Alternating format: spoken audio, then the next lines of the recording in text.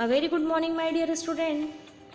Now today we see the social science subject of 8th class. Okay, and in our last video we already seen at the topic of method of soil conservation. हमने कहाँ तक देख लिया था students? Last video में method of soil conservation तक हमने देख लिया था और उसमें हमने क्रॉप रोटेशन तक कंप्लीट कर लिया था. अब हमारा नेक्स्ट मेथड आता है सॉइल कंजर्वेशन का, वो आता है शेल्टर बेल्ट और उसके बाद एक और बचेगा प्लगिंग. तो हम सबसे पहले शेल्टर बेल्ट यहाँ पर देख लेते हैं. वो क्या बोल रहा है? In the coastal and dry regions. Coastal का मतलब मैंने आपको पहले ही क्लियर कर दिया था, जो तटवर्तीय क्षेत्र होते हैं जहाँ पे समुद्र की सीमाएं लगती हैं और वहीं पे भूमि की सीमा भी लगती है, जमीन की सीमा भी लगती है. तो उस जमीन को जो समुद्र की सीमा को टच करती है उसे हम कोस्टल एरियाज कहते हैं. ड्राई रीजन्स मतलब कि जैसे हमारे यहाँ राजस्थान है जहाँ बहुत ज़्यादा सूखा पड़ता है, ऐसे रीजन्स को ड्राई रीजन्स कहते हैं, लाइक रेगिस्तान, ठीक है, या राजस्थान, ठीक है.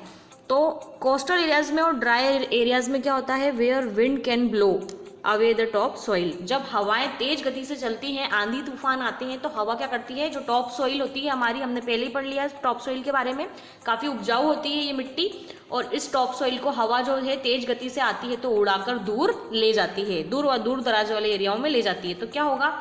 वो जो सॉइल इरोजन हुआ है, उड़कर जो हवा के साथ सॉइल चली गई है, मृदा अपरदन जो हुआ है टॉप सॉइल का, वो चली हट गई है वहाँ से उपजाऊ मिट्टी, तो मिट्टी खराब होगी वहाँ की, उस जगह की जो है. अब खराब मिट्टी ऊपर आ जाएगी तो वो उपजाऊ होगी क्या? नहीं होगी, ठीक है. तो हमको उसको बचाने के लिए हम क्या करेंगे? Row of the trees are planted to act as a shelter belt. तो हमें उस मिट्टी वाली जगह पर या जहाँ पर जो है ड्राई या कोस्टल एरियाज है और वहाँ पे मिट्टी उड़ाकर हवा ले जाती है, तो उसको हवा उड़ाकर ना ले जाए, उसको उससे बचाने के लिए हम क्या करेंगे? रोज ऑफ ट्री की एक रो लगा देंगे, मतलब बहुत सारे ट्रीज लगा देंगे लाइन से, ओके. और वो एज अ रो हमें दूर से दिखाई देंगे कि सभी एक ही लाइन में ट्रीज जो है वो खड़े हुए हैं. तो वो क्या बोल रहा है? ये काम जब हम करेंगे, ये एक्ट जब हम करेंगे तो एक शेल्टर बेल्ट बनकर तैयार होगा. और ये शेल्टर बेल्ट जो है इसका क्या काम है आगे नेक्स्ट लाइन में वो बताएगा. तो shelter belt breaks the force of the wind. तो वो जो हवा और आंधी तूफान माय डियर स्टूडेंट्स आएंगे ना, उसको क्या करेगा? ब्रेक कर देगा. क्या कौन ब्रेक कर देगा? वो जो शेल्टर बेल्ट है, रोज ऑफ ट्री का जो शेल्टर बेल्ट है, ये क्या करेगा? फोर्स ऑफ द विंड को ब्रेक कर देगा. मतलब जो लगातार जो फोर्स ऑफ विंड आ रहा होगा, लगातार जो प्रेशर डाल रही होगी हवा, उसे पेड़ रोक लेंगे पहले ही. तो वो जो मिट्टी उड़ाकर ले जाने वाली है, वो मिट्टी उड़ाकर ले ही नहीं जा पाएगी. क्यों? क्योंकि वो हवा एंटर ही नहीं हो पाएगी उस एरिया में, और मिट्टी जो है हमारी जो टॉप सॉइल है वो वहीं पर बची रहेगी, उपजाऊ मिट्टी. ये शेल्टर बेल्ट ये मदद करेगा, ओके.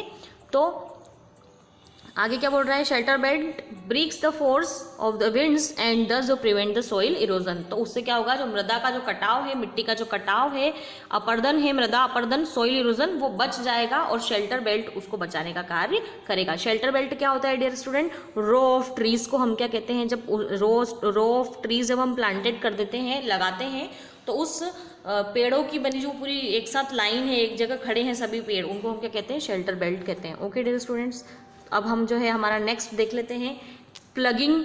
यहाँ पर जो है सेकंड एंड लास्ट टॉपिक बताया है सॉइल कंजर्वेशन में, जो लास्ट पॉइंट बताया वो क्या बताया है? प्लगिंग बताया है. तो अब हम प्लगिंग देख लेते हैं. प्लगिंग का मीनिंग क्या होता है? प्लगिंग का मीनिंग होता है जोतना, है ना. तो अब हम देखते हैं आगे वो क्या बोल रहा है. इन एरियाज विदाउट ट्री कवर, जहाँ पर पेड़ों की कमी है, ऐसे हिस्सों की बात कर रहा है. Surface run of often carries away the top soil. अभी मैंने बताया था जहाँ पे पेड़ नहीं होते हैं वहाँ पे क्या होता है? ऊपरी जो मिट्टी है ना, उसकी वो जो टॉप सॉइल है उसको जो है, मतलब वो मिट्टी जो है वहाँ से हट जाती है, या तो हवा उड़ाकर ले जाएगी या तेज बारिश में बह जाएगी वो मिट्टी, क्योंकि पेड़ तो है ही नहीं वहाँ पे, ट्रीज तो है ही नहीं उन्हें कवर करने के लिए, पेड़ तो है ही नहीं उस मिट्टी को जड़ से, अपनी जड़ों से पकड़े रखने के लिए. तो पेड़ क्या करते हैं? पेड़ों की जो जड़ें होती हैं वो उसको पकड़ कर रखती है उस मिट्टी को, तो वो बहने नहीं देती, ना ही उड़ने देती उसे ज़्यादा, ठीक है डियर स्टूडेंट्स. तो वो क्या बोल रहा है? इन एरियाज विदाउट ट्रीज कवर, ऐसे एरिया जहाँ पे ट्रीज नहीं होते, surface run of the carries away the top soil. तो जो ऊपरी सतह की जो मिट्टी है वो उड़कर या बहकर दूर चली जाती है ना. Top soil leading to the formation of deep channels. और क्या होता है? जब मिट्टी हटने लगती है, टॉप सॉइल अपनी जगह से हटने लगती है, तो गहरी गहरी खाइयाँ या एक तरह से गहरी गहरी नालियाँ बनने लगती है, चैनल्स बनने लगती है ना. जो है वहाँ पे क्या बनने लगती है, जैसे छोटी छोटी सी वो होती है ना नालियाँ, है ना, वो बनने लगती है। तो वो क्या बोल रहा है, अगर टॉप सोइल वहाँ से लगातार अवे होती रहेगी, हटती रहेगी, दूर जाती रहेगी, तो leading to the formation of deep channels. तो ये क्या, ये किस चीज़ को बढ़ावा देगा, ये टॉप सोइल लगातार वहाँ से हटेगी तो फॉर्मेशन ऑफ डीप चैनल्स, गहरी नालियाँ बनने लग जाएंगी और ये उसको बढ़ावा देगा। ठीक है, तो जो चैनल्स और जो डीप नालियाँ बनेंगी उसको क्या कहेंगे, गलीज। ओके, गलीज मतलब गली देखिए ना, गलियारा बन जाता है। तो जब मिट्टी लगातार अपनी जगह से हटेगी तो क्या होगा, नाली की तरह गलियारा बन जाएगा, छोटी छोटी नालियों में बदल जाएगी वो जगह। ठीक है, गहरी होती जाएगी तो, है ना। इफ़ अनचेक्ड, अगर इसको हम नहीं देखते हैं, लगातार वो गलियाँ बनती जाती हैं, वो डीप चैनल्स बनते जाते हैं, तो क्या होगा, द गलीज कैन ग्रो। वो क्या बोल रहा है, द गलीज कैन ग्रो। और लगातार जो ये गलियाँ हैं ये अगर बढ़ती जाएंगी और हम इन्हें अनचेक्ड करेंगे, अनचेक्ड रखेंगे, देखेंगे नहीं उनको, देखेंगे भालेंगे नहीं कि भैया ये जो है मिट्टी यहाँ से हट रही है, तो हमें इसके लिए क्या करना चाहिए, तो गलीज कैन ग्रो। और अगर इसी तरह से लगातार वो गली बढ़ती गई एंड डिस्ट्रॉय द लैंड, तो क्या होगा, लगातार अगर वो गली बढ़ती जाएगी तो मिट्टी और ज़्यादा कटती जाएगी वहाँ से, और जो आसपास की मिट्टी है फिर पानी वहाँ से बहकर जाएगा उन गलियों में से, तो वो आसपास की मिट्टियों को भी क्या है, अपने साथ मिट्टी को भी ले जाएगा। तो इससे क्या होगा, डिस्ट्रॉय द लैंड, तो वहाँ की जो ज़मीन है, कृषि योग्य भूमि जो है वो क्या होगी, नष्ट हो जाएगी। ठीक है, उसका जो उपजाऊपन है उस मिट्टी का वो नष्ट हो जाएगा। टू प्रिवेंट दिस, इसको रोकने के लिए, the gullies are plugged with the piles, तो इन गली को जो है प्लग्ड करना पड़ेगा, है ना, जोड़ना पड़ेगा। प्लगिंग का मतलब जोतना या जोड़ना होता है ना। तो in the gullies are plugged with the piles, piles मतलब पाइल्स ऑफ रॉक, क्या बोल रहा है वो, तो इन गलीज को रोकने के लिए, प्रिवेंट करने के लिए हमें क्या करना पड़ेगा, प्लग करना पड़ेगा, इन गलियों को जोड़ना पड़ेगा। प्लग्ड का मतलब होता है जोतना या जोड़ना।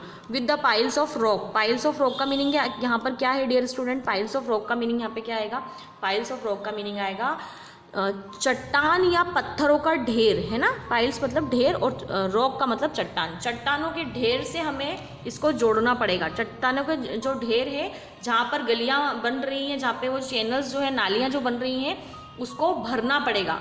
ठीक है, तो हम क्या करेंगे, बहुत सारे पत्थरों का ढेर लाएंगे और उन गलियारों के मुंह पे और उन गलियारों में डाल देंगे, तो उससे क्या होगा, वो भर जाएंगी तो क्या होगा, टू स्लो, वो क्या बोल रहा है आगे, वो क्या बोल रहा है, the gullies are plugged with the piles of rock to slow down the flow of water. तो उससे क्या होगा, वो जो पानी बहकर जाने लग जाएगा, मैंने अभी बताया था, उन गलियारों में से, उन नालियों में से, उन चैनल्स में से, तो ये जो पत्थर का हम जो पूरा ढेर डालेंगे, पाइल ऑफ रॉक, उसको उससे प्लग करेंगे इन गलीज को, तो वो जो है क्या करेगा, स्लो डाउन कर देगा वाटर फ्लो को। This method of preventing soil loss is called plugging. और इससे जो मिट्टी का जो कटाव हो रहा था वो बचेगा, और वो जो मिट्टी का जो बचाव होगा, मृदा अपरदन से जो हम रोक पाएंगे उस मिट्टी को, उसे हम क्या कहते हैं, उसे हम प्लगिंग कहते हैं। Okay dear student, thank you so much. अब जो है हम हमारे नेक्स्ट वीडियो में वाटर, जो हमारा वेरी इंपॉर्टेंट रिसोर्स है, थर्ड रिसोर्स, उससे हम स्टार्ट करेंगे। Thank you so much.